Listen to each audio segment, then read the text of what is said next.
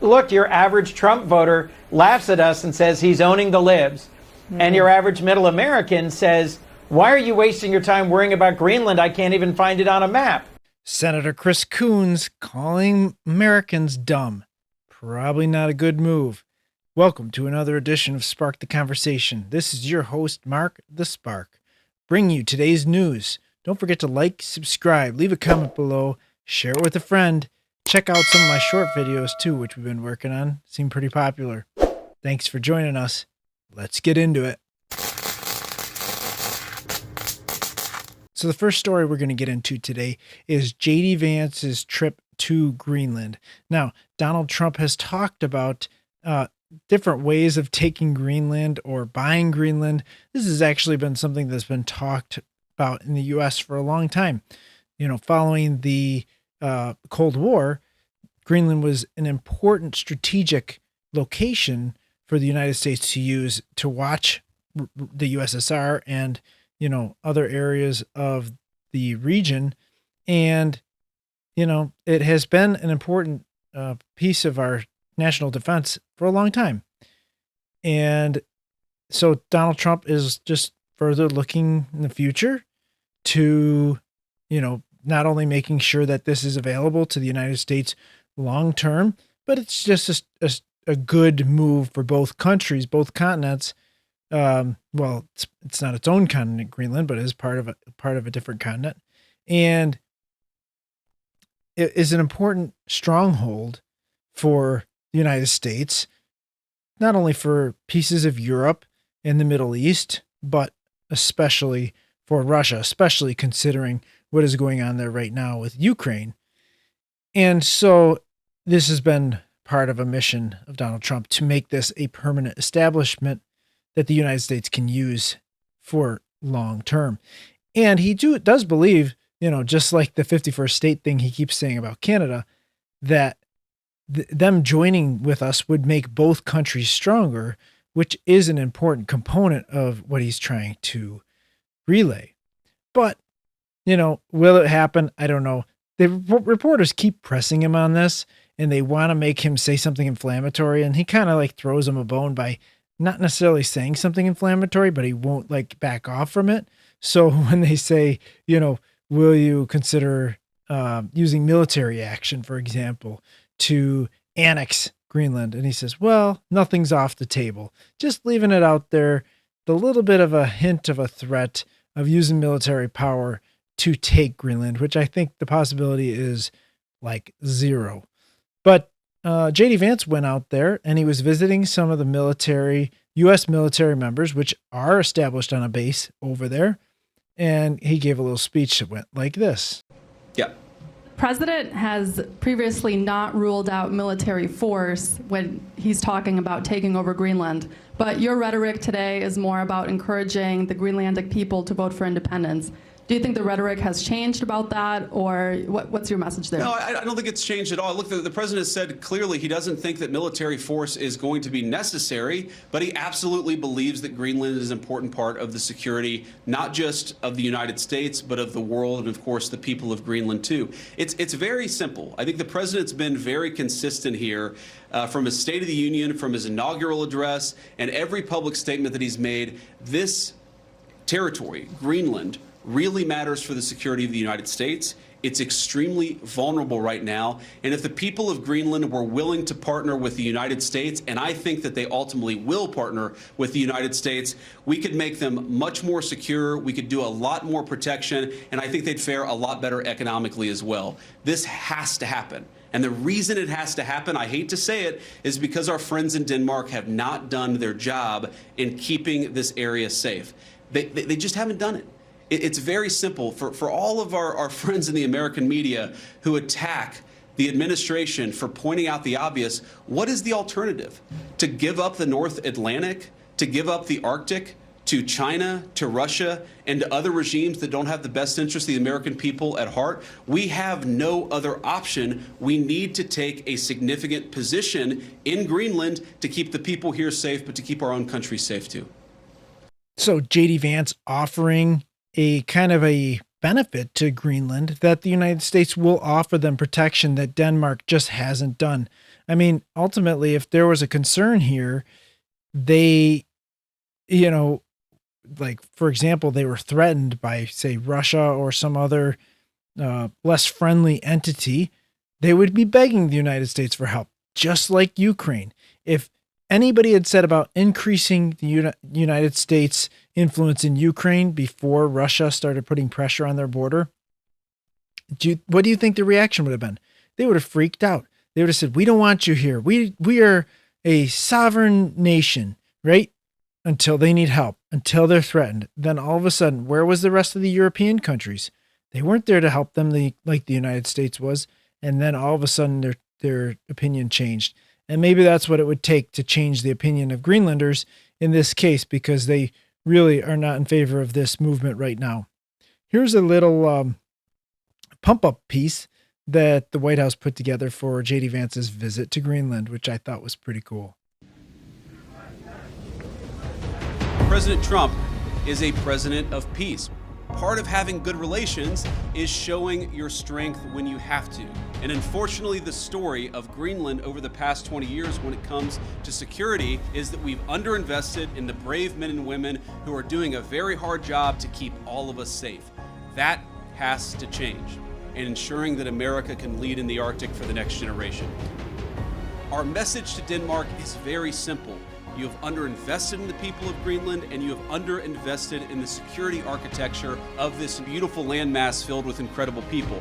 As China and Russia have taken greater and greater interest in Greenland, in this base, we know that too often our allies in Europe have not kept pace. It is the policy of the United States that will change, and President Trump stands behind you. And so that was a pre-made little piece by the White House, which is kind of a, inspirational video preceding his trip to Greenland and pumping it up, making it look pretty spectacular. And I thought it was a really well made video for sure. Here is a news story now talking about, Trump supposedly willing to use military force in order to take Greenland, which you could tell in that previous piece was also a question posed to J.D. Vance about it. And of course, he has to say, he just basically kind of brushes it off by saying, we don't think that it's going to be necessary. Rule out using military force to acquire Greenland from Denmark. State Department spokeswoman Tammy Bruce joins me now. Tammy, how far will Mr. Trump go to control Greenland? Well, this is not, and good morning, Stu, nice to see you.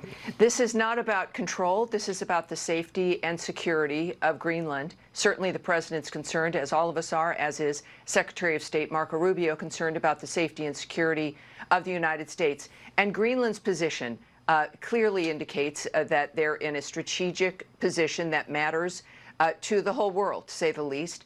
And at the same time, I think we know that, as the president has said often, as the Secretary of State has noted, that Greenland, we care about Greenland's security. We know that, of course, its future is in the hands of Greenlanders. But the fact is that they are in a very important position. And we understand that for them, it's important safety and security.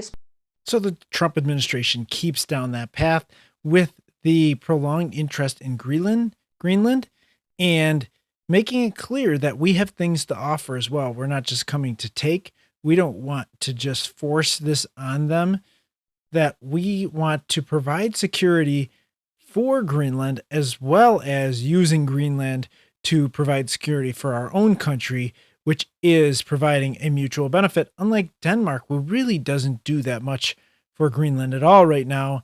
And it could definitely be a winning proposal for both countries, for the United States and Greenland to come together, which needs to be the message. It needs to be that way. I don't know. Donald Trump pushes, I think he creates these false pressures, right? The same thing he was doing with Canada. He's done this with other countries. They did it with Ukraine. He says things, and, it's very effective. He realizes that the things that he says has a lot of power. Just like any CEO in a company can easily change the trajectory of its stock prices just by making an announcement, just by even making an X post, or making a comment to some news agency. right? They can quickly change how the markets respond to their stock prices. And so Donald Trump realizes he has the same influence on the world by making simple comments about, and I think he creates these pressures. And I don't know that he always has the intended outcome with these pressures that he makes, but I think that he is able to use that by applying pressure, backing off, applying pressure, backing off. You can't always take what he says at face value, although people tend to, especially on the left. I think conservatives tend to realize that he does these strategic things. He makes these comments, and you got to wait and let it play out a little while and see what the actual intent is, just like he's doing with tariffs, which we're going to get into in a little bit. But I wanted to talk about France for a little bit. This Marine Le Pen, she's now been barred from French presidential run for 5 years. Now, she is a very popular conservative-leaning presidential candidate in France. And, Trump definitely is going to be speaking about this more, I think, because he feels a kinship with her because he went through the same thing. We've felt this as a party, that we were going through this lawfare. They'll find anything to try to stop you. This has been a worldwide problem. It keeps continuing to pop up. We're using the justice system against people that you don't like, your opponents, political opponents. This is something that tends to happen in more totalitarian countries and authoritarian countries. And we're seeing a turn towards that across the world, which is a scary thing to think about. And so we'll see what happens there. Hopefully they don't just stand by and let this happen, but we'll see how it plays out in the coming days. This is Donald Trump's kind of little statement when he was asked about this in the Oval Office. Marine Le Pen, the far-right leader, got convicted in court and is now banned from running for office for 5 years. Do you have a comment on that? That's a big deal. That's a very big deal. I know all about it, and a lot of people thought she wasn't going to be convicted of anything, and I don't know if it means conviction, but she was banned for running for 5 years, and she's the leading candidate. That sounds like this country. That sounds very much like this country. So it's clear that he has been caught up to speed on this topic and, or brought up to speed on the topic anyways. And he feels a kind of closeness. He says, this is something that definitely has happened in our country. And he's referring to the prosecution that he's been put under, right? He's been prosecuted and persecuted over a lot of false allegations. Not only that, but there's been cover-ups of the other side of things that have actually happened. The Biden family corruption, which we still don't know the full length of. The Biden laptop story, which we know quite a bit about. And we knew quite a bit about. Turns out the FBI had this laptop in their possession. We know that now. And it has been used against their opponents just because they didn't like it. It was used against Donald Trump. Now it's being used against Le Pen in France. And just to show how popular she is, here's a rally of people coming to see her, and it has a lot of Trump components to it. The feel, anyways, is there.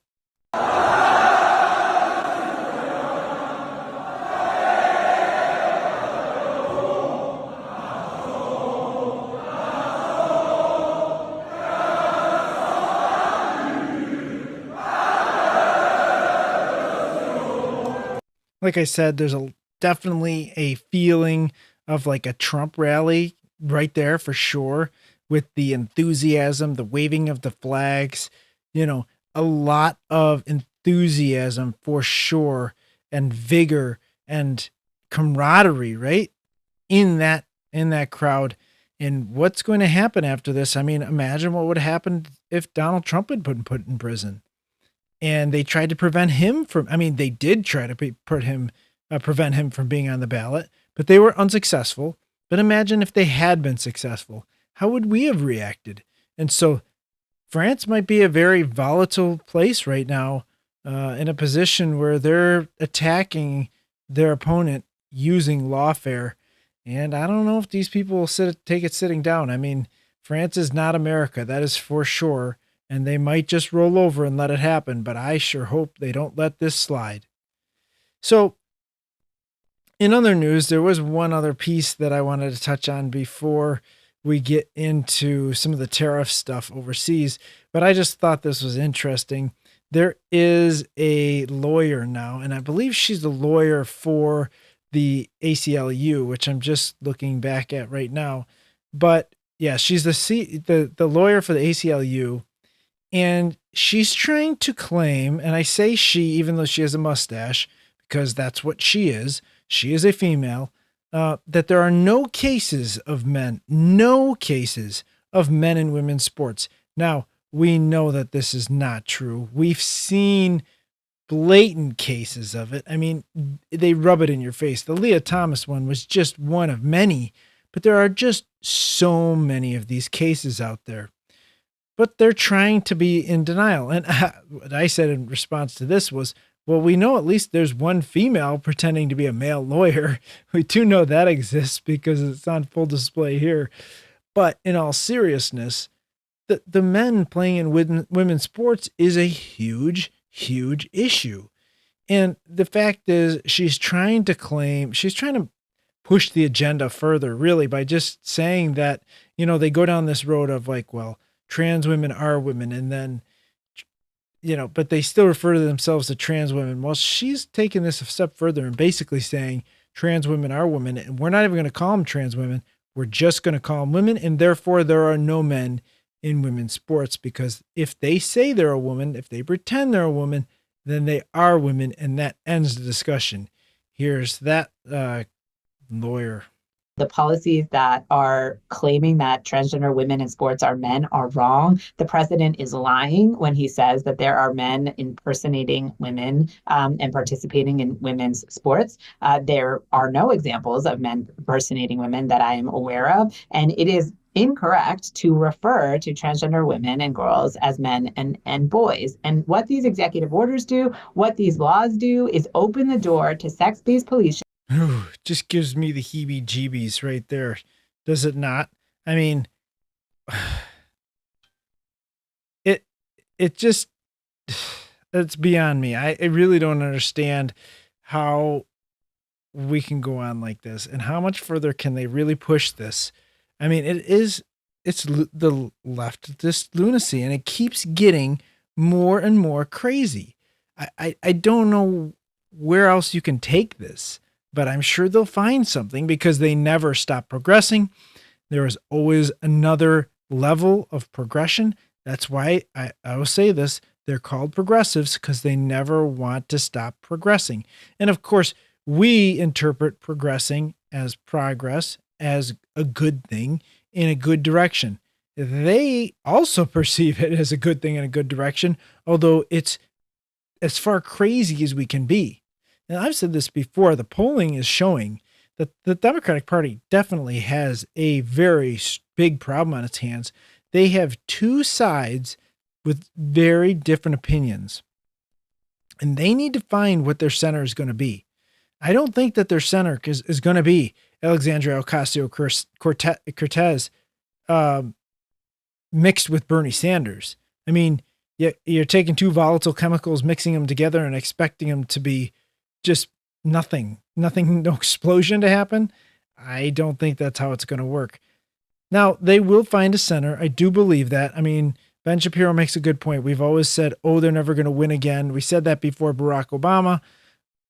And the left has said the same thing, because, we've had our same issues with finding our center and being able to come together and find a majority opinion within our own party. But I just don't see the pathway. I think that they will find a pathway, but I just don't see what it is.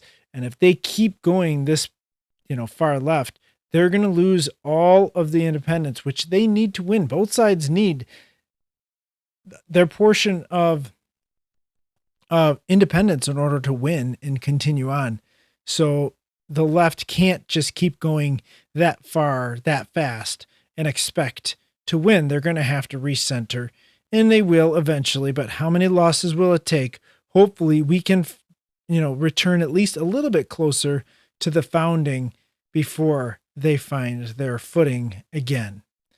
So I want to talk about tariffs.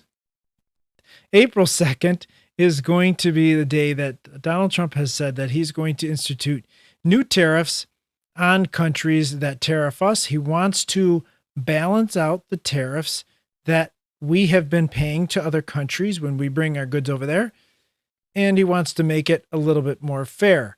So here is Carolyn Levitt talking about that. Look at the unfair trade practices that we have. 50% from the European Union on American dairy. You have a 700% tariff from Japan on American rice.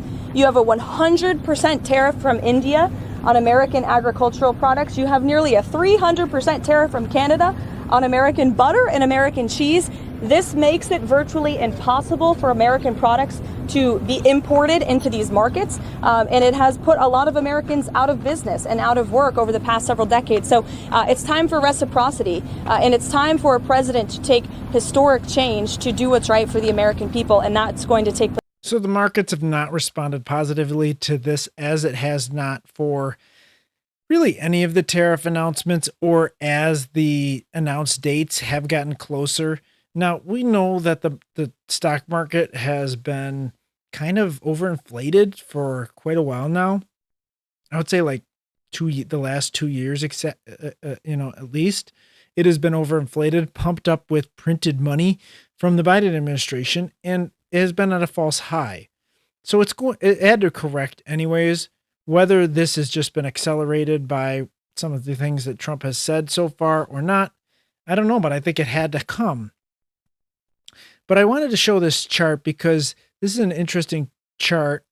It shows some data on the weighted average tariffs in 2023 of the most favored nations.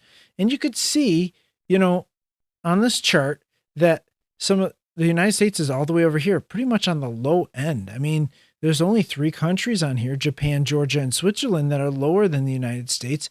While you got over here, some of these countries that are importing a lot of things into the United States, especially India, which are taxing at a much higher rate. I mean, even China is tariffing quite a bit higher than the United States.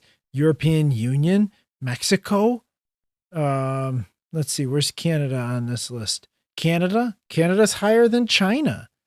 So if this is really what we're dealing with, you can definitely see what Donald Trump is talking about, just balancing the books a little bit.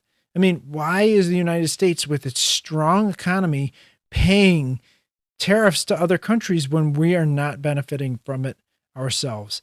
Now, could this backfire? I'm sure it could. But can Donald Trump just make adjustments to it? Yeah, absolutely, as he already has. And he's also used it in some cases to just negotiate better deals for the American economy, which is good. And we'll just have to see what comes of this, because I do think that there's some potential for it to benefit Americans.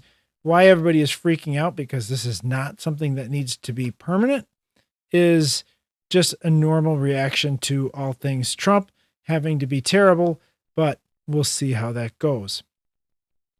Now, I also wanted to talk about these attacks on Tesla. This is one of the most insane things that I have seen yet, and we have seen quite a bit. The flip-flop on Tesla, okay, is a perfect example of the ability of left-leaning politicians, the more progressive politicians of the left especially, to be able to manipulate their base, okay? The fact that these people can change their opinion so quickly on somebody and the company behind them, even though he really hasn't pushed his company. I mean, if anything, the Tesla company is one of the left-leaning companies. Think about what they're doing. They're making electric vehicles. Conservatives hate electric vehicles. I would never buy a Tesla, okay? Now, I do say about electric cars, they have a place, they have a niche, but I always said it can't really be your only car, okay? If you really have a purpose for it, it might fit your purpose. If you do a lot of short time driving around, point A to point B, you're back home again, can charge it up, no big deal. But if you ever take a longer trip or you need to pull something, with a trailer or, something like that, or you're not home a lot, or you live in an apartment, the electric vehicle is not really going to work for you. But this was supposed to be a green initiative. I mean, that is what was behind electric cars. I don't buy any of it, but to now turn on Tesla's electric vehicles just because you don't like them, and now they're attacking even just the owners of Teslas, which a lot of them were left-leaning, which is why they bought an electric car. And now they're under attack by their own people. This is crazy. And beyond that, the one vehicle that actually has like built-in security cameras is the one that you're going to go after? Are you guys serious? The intelligence is not smart with these folks. Here's an example. This is one out of New York City. This guy is out here inscribing something into I think this is a Cybertruck, probably Nazi something, or Elon Musk, some kind of, slander on him, whatever. Doing this to privately owned vehicles with security cameras built in. And you can see examples like this all over X, all over social media. There are attacks like this going on people's private property. And it is astounding. I mean, some people are stopping in traffic, cutting people off, coming out screaming at the owners of these Teslas, physically attacking some of these. I mean, I have to wonder, are they doing this to every Tesla they see? I mean, I see probably 30 Teslas a day driving around. If I were one of these crazy lunatics, I would have to stop in the middle of, highways. And some of these do seem like they are in those situations. I'd be walking through parking lots, I mean, really, this is what they do? Like every time they see one, they get so angry that they have to attack property? It's crazy. And they don't even know the political leanings of the people who own these vehicles. I mean, a lot of them probably actually line up with their own values, which is attacking on itself. But it's like I said, it's my favorite feature of the left. The fact that they always eat their own, and they are doing that in full force right now. Even in my own hometown the other day, this weekend, they were out protesting outside a Tesla factory. I mean, for what? What are you even protesting? The Tesla company does not stand for any political position. They really don't. Now, you're protesting Elon Musk. I get it. But Elon Musk really, I mean, yeah, he did support Donald Trump only because the left left him, which is what he said, and it's clearly the case. He didn't really change any of his values, although if you guys keep it up, he's going to, and he probably is, because you guys are crazy. But I don't get it. Here's another attack. What you doing?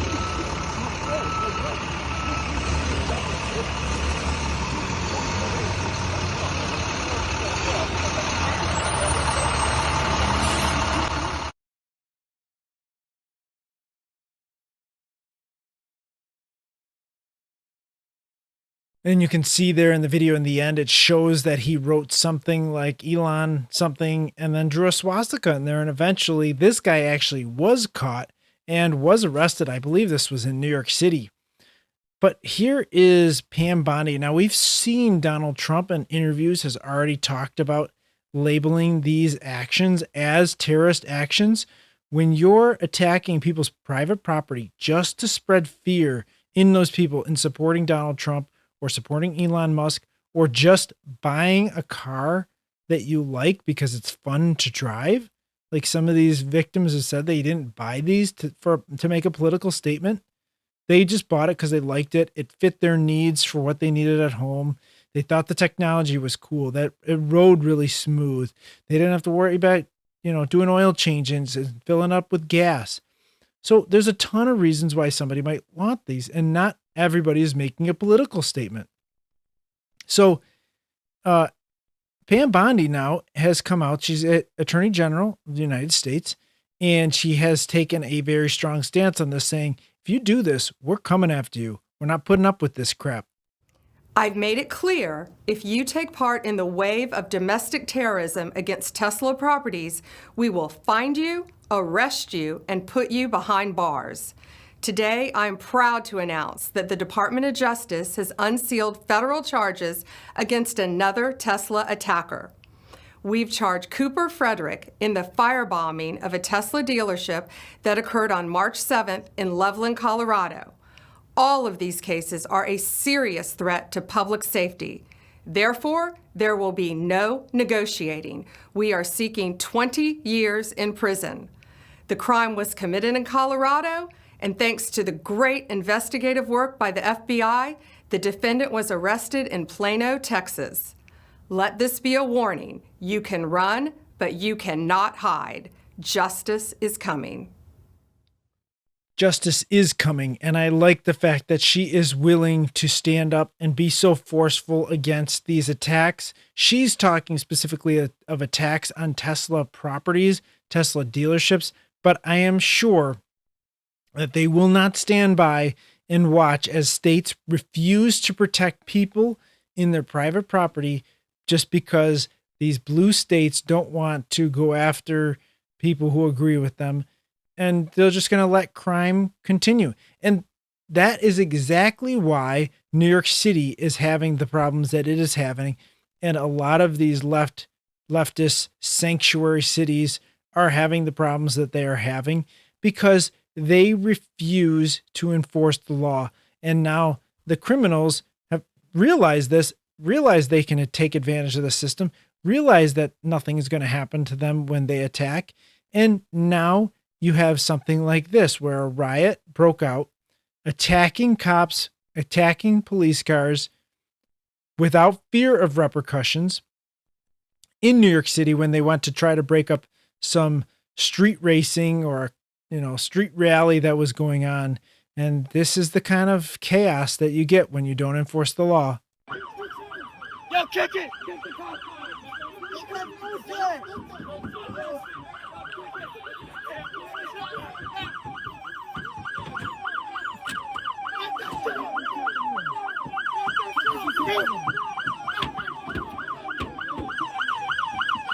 They wildin'. You just say, hey, grab the cone, grab the cone. Slide that bitch. Slide that bitch. Oh! Oh! Oh!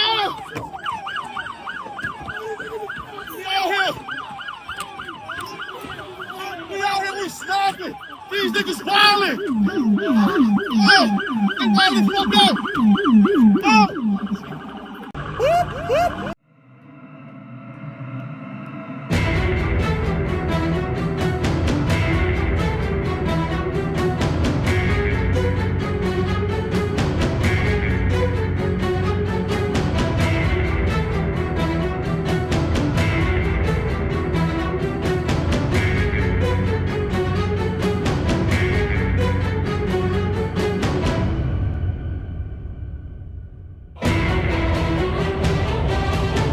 And that is the problem, like I said, with not enforcing law.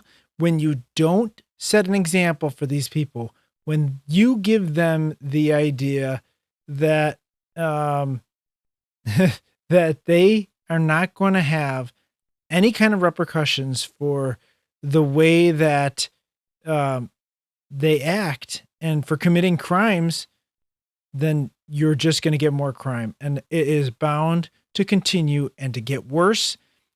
And to what end? I mean, what's it going to take for these governments to do their job and enforce the law and to make sure that these people are put where they belong, behind bars? So in our last story of the day, which is kind of humorous for me, it's funny because I do think that Donald Trump is enjoying trolling the left, getting them all worked up in something like this. They keep asking him about a third term, and he keeps saying, either turning down the question or just saying we aren't considering that yet, not committing one way or the other.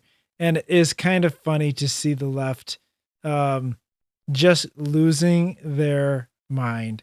So here is them first asking Donald Trump about it, proposing the fact that maybe if he goes for a third term, that the left could bring Obama back for a third term, and it could be a Trump versus Obama race, and Donald Trump accepts the challenge. Story, I know it's hypothetical right now, but if you were allowed for some reason to run for a third term, is there a thought that the Democrats could try to run Barack Obama against you? I'd love that. For his third term? Boy, I'd love that. That would be a good one. I'd like that. Like I said, Donald Trump accepting the challenge in true Trump form. And would you expect anything else?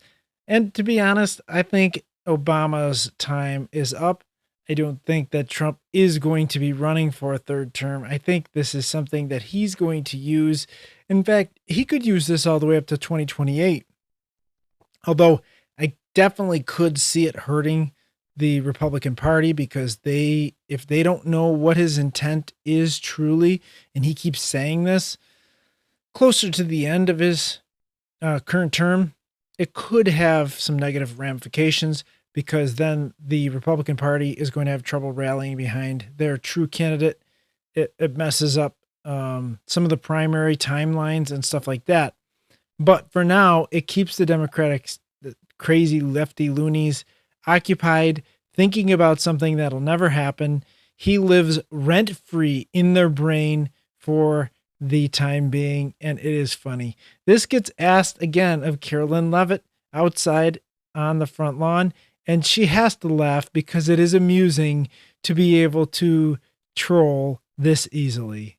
Method would the president use to potentially run for a third term? As he said, there are methods there. Look, you guys continue to ask the president this question about a third term, and then he answers honestly and candidly with a smile, and then everybody here melts down about his answer. The president talked about this last night on the plane. He said, it's not really something we're thinking about. He has 4 years. There's a lot of work to do. We've done a lot in these nearly first 100 days, and the American people love what this president is doing, particularly when it comes to efforts to secure the border. And of course, Carolyn Levitt giving a master class in how to handle the crazy left-leaning media, the lamestream media, as I like to call them, and just schooling them in how crazy they are, telling them, you guys keep setting yourself up for this failure. You guys set yourself up to be, stirred up into a frenzy. And so Donald Trump has really already answered this. We've answered this. It's not something we're focused on. You guys can keep focusing on it because it'll keep you from looking into other crazy things. It's an easy one for us to kind of get you guys all wound up with. And so we will be happy to oblige. Anyways, that's all I have for today.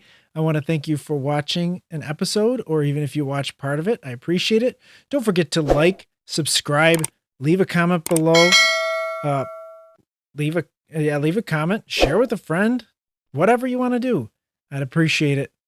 And I would appreciate if you come back for some more.